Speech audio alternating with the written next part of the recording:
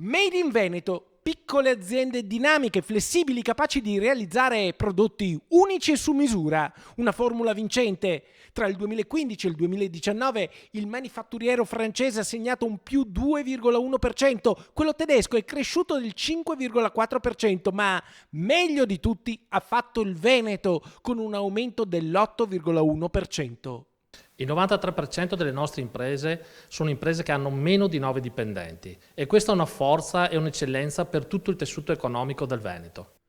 L'ufficio studi di Confartigianato decreta che la presenza diffusa di piccole imprese è una struttura che regge anche l'urto della crisi pandemica. Nel 2020 il quadrilatero Piemonte, Lombardia, Veneto ed Emilia-Romagna, con un export del valore di 276 miliardi di euro, si colloca davanti a Spagna, Polonia e Repubblica Ceca.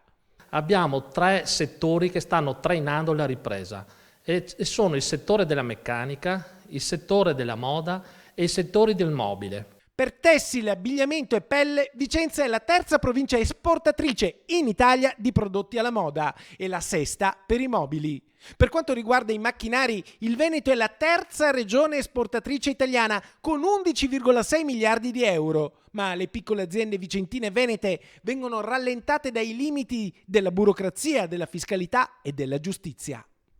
Le nostre aziende sono troppo tassate e non riescono ad esprimere il meglio di sé. L'altro tema riguarda la giustizia, che è troppo complicata e non è certa, e l'altro tema riguarda invece quello che riguarda la burocrazia. Ci sono degli sistemi burocratici che complicano sempre di più il fare impresa.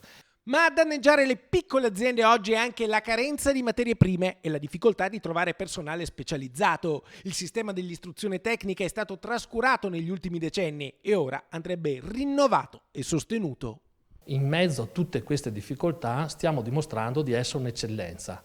Pensate, se queste eccellenze fossero meno tassate, meno burocrazia e fossero aiutate, sicuramente ci sarebbe una ripresa economica più veloce e più importante per quanto riguarda tutto il Veneto ma anche tutta l'Italia.